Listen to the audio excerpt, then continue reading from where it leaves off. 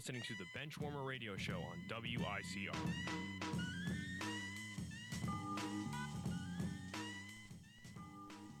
All right, we're back here on the Benchwarmer Radio Show after, I think, what was it, a week or 2 weeks? 1 week off, right? Yeah, week off. Yeah. So we're back from a week break. And we came back to actually huge news yesterday with Cespedes signing with the Mets. So play you a little clip from former SNY worker Adam Shine talking about the Mets signing Cespedes. It's a 4-year deal for $110 million, and this had to happen. Phenomenal job by the Mets getting it done. Cespedes could be a handful, but he's a megastar who is clutch and puts up huge numbers, and he changes everything for the Mets. Everything. He is the star that stirs the drink for this organization. And getting it done before the winter meetings, when it only takes one drunken sailor owner to pay him, that's huge. And the Mets historically are usually frugal and often wrong when it comes to free agents. Look at Daniel Murphy last year. This is right. And the Mets actually acted like a big market team. Beautiful. If you're a Mets fan, you should love every second of this. All right, Adam. That was Adam Shine talking about the Mets re-signing Cespedes. I think he's 100% right with everything he's saying. That we should be happy because I think Cespedes is probably not the hottest free agent, but probably the best free agent Easily. that was out there. Well, hands down. He's the only one that's like young enough too to reasonably get paid. Oh yeah, definitely. I mean, who else is in the? Bautista's 36, Encarnacion's like 34.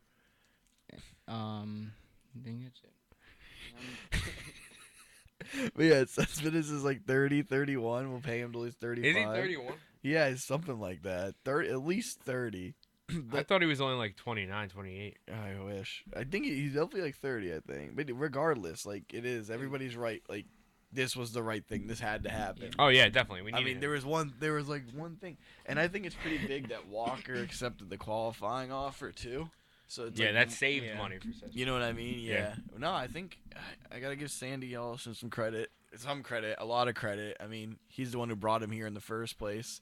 It was only I was actually, I'm not going to lie to you, I was so surprised that like it happened this early. Yeah, and I was shocked cuz it didn't get any there was no build up to it. It was just like Mets Sign Cespedes. Yeah, you know the Mets to draw it out, make it dramatic, way option A to like every single letter of the alphabet. But no, I give them credit. They did a good job. Yeah, you know definitely. what I saw? Like, I think he's like the second highest paid player annually in baseball history or something like that. Like, I didn't think throughout his career, just this year. He's these gonna make 27.5 a year, and he's only behind like Miguel Cabrera with 31 million. But I didn't even know that. Like, I feel like guys have been making that more money. Exactly, right? But like I was saying to Brian, it's mostly pitchers who've been getting those big contracts. So yeah, that's very true. But no, there's definitely work left to be done though with the. Yeah, I was gonna ask, what do you guys think they have to do now? Granderson and Bruce, and I don't know. I don't want Granderson to be traded just for the fact he's a bullpen. He's a clubhouse guy, but you're not gonna pay a guy $15 million to kind of be a clubhouse guy. You know what I mean? Oh yeah, no way. And I don't think he really does anything. Nah, he had like a decent productive year last year, but the only way Lagares and Conforto are ever gonna have like established themselves is if they play every day, and I think that was the problem with both of them last year. Yeah, I mean, I don't know about Lagares, but Conforto definitely. I don't know if we're gonna keep Lagares for that much longer, but Conforto is definitely a piece that they need to fit in somewhere. Well, no, definitely. I mean, that guy, you saw it. He came up and he hit and he did really well. You know what I mean? Like he has the tools. Last year was just he every time he came up, he was like in the 3-hole, and we're asking him to drive in runs, which I don't think he was ready for. No way. But no, Alderson said the two guys that are unmovable right now are Lagares and Conforto, because I guess everybody's been asking for the reason we didn't do it, the J.D. Martinez trade, is they wanted Conforto, which I think is right. I wouldn't give up if they give up on Conforto this early, then that's wrong. But I know there's a lot of Mets fans who are fed up with him, but there's no way. I mean, the kid's gonna be a stud. Yeah, definitely. I stand by that. There's no way he won't be. I mean, you just look at him, dude. He's just a great hitter.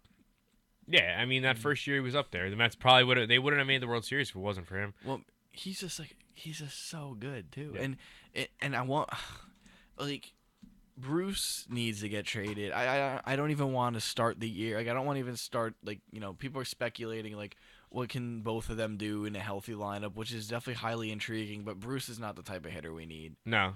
Not at all. We need a guy we need guys who are gonna put the ball in play. You saw it last year. Yeah, they Mets have trouble, literally have trouble hitting the ball. Yeah, we cannot do that again. And I think that starts with get rid of Bruce. I know they want a bullpen arm, and I heard that the Orioles were looking at Granderson, which I could see. Like if we shipped Granderson out there, get like a Brad Brock or some late inning guy, because I didn't realize that Blevins is a free agent, and we're not gonna re-sign him. He wants like a 4-year deal. Yeah, no. We just let go of we traded Verrett to the Orioles for like 50K, money, right? Yeah. But you know what? I started thinking the other day. I don't know about you, but I'm not sold on Zach Wheeler being a starter for this team. Neither am I. I've never been because he Right? can't stay healthy. Exactly, and I think the best move, and what I've been reading is the Mets are starting to think about it, is put that guy in the bullpen. Why not? You know what I mean? He would have nasty stuff coming in for an inning or two. Wouldn't you think? I mean, the guy throws 97 when he's throwing 90 pitches. You know what I mean? Yeah.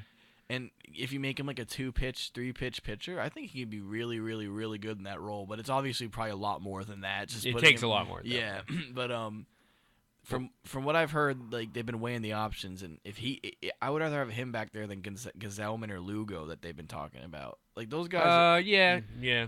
My thing is like I don't really think either of those two have like relief pitcher stuff. Like nowadays, relief pitchers are just throwing like 97 with a wipeout secondary. Yeah. Which Wheeler could do, but I mean, Familia's not gonna. He's gonna be suspended for at least 40 games. And yeah, we still have to deal with him. I completely forgot. Yeah, because we have Reed, and Reed was awesome last year. But see, my thing is Reed was awesome in his role. Let's not ruin that. Keep him in the 8th. Like he was a stud in the 8th. Yeah, definitely. And like I know Robles was up and down, but part of me believes that like if he figures it out, because there was like a stretch last year where he was unhittable, but then there's stretches where like he's just walking everybody and doing stupid stuff. But I know Alderson and Terry really like him, but I mean, if I don't know, if I were them, I would look at Melanson. I definitely would, especially if the Nationals want to keep him. I mean, right now you got to kind of like. Weren't you saying earlier that Melanson was coming back to the Nationals? They said the Nationals essentially said they want to re-sign him, and I mean the Nationals have so much money. I mean, that guy's gonna. The GM's name is Rizzo, I think. He's gonna do whatever it takes to retain those players, but. I mean, if I'm the Mets, like, why not? Or at least drive the price up or something. I mean, this is the team we're going to compete with because I don't want another wild card game. No, I cannot. I mean, I couldn't do that again. I don't want to do that again. No. And especially, like, I mean, who knows? I just don't. I want no part of a play-in game. And it's just, you saw it this year. It takes one pitch, dude, and you're out of it. Yeah, that's ridiculous. But, yeah, I don't know what. I just know that I saw a thing, and they basically said the next to-do list is Bruce and or Granderson. But what I read too is crazy. There's been more rumors and intrigue about Granderson than there is about. That's what Bruce. I have right here because it says, Bleacher Report says the Orioles seem to have interest in Granderson, but not really Jay Bruce. Yeah, and then I think that was the article I read too. Like basically, which is crazy. Something tells me that Bruce literally cannot play outside of Cincinnati. I mean, obviously we saw that firsthand with him playing in New York. Yeah. But like, I guess in his body language, like he's kind of like a baby. You know what I mean? Like, come on, dude, you're playing in New York. You kind of get it together. Like, I understand you haven't seen your. It's probably like sucks getting traded like that, but you have. You're playing New York, dude. We're gonna rip you apart. Yeah, he has to have some thick, like he needs thicker skin. Yeah, there's no. He's a man. Like, yeah, that's what I mean. It's crazy, but stupid. I don't even know what we would get for him. But anything, like people are saying, we're just gonna basically actually just trade him for prospects, like not even big prospects, just to make room on the 40-man roster or something. But like. No, man. I don't want to win in a few years. I want to win right now. Well, I don't care about dude, prospects. here's the thing, dude. We have 4 years. That's 4 years of Cespedes to win this thing. Yeah, right. Yeah, that's very true. But I don't know. I just with the Nationals have obviously shown that they will do whatever it takes Yeah. and pursue whoever they want. Yeah, we'll talk about that Yeah. in a little bit. So, but we know, No, we do that's know what that. I mean. Right? Yeah. I think that's what I think. Alderson, that's gonna force his hand a little bit to do something else here. Yeah, I mean, because he knows the fans want to win now, and all the players want to Yeah. win, or within the next 4 years. What you were saying, No, definitely. they Yeah. know, like he knows we need to win now because we're not gonna. This is our best chance to win. Yeah, definitely. So, all right, that wraps up talking about the Mets signing Cespedes and what they have to do next, that type of thing. We'll be back. We'll talk a little more baseball. Then later on, we will do our picks of the week and go over last week's picks. Maybe talk a little bit about some of the games from last week. You're listening to the Benchwarmer Radio Show here on WICR.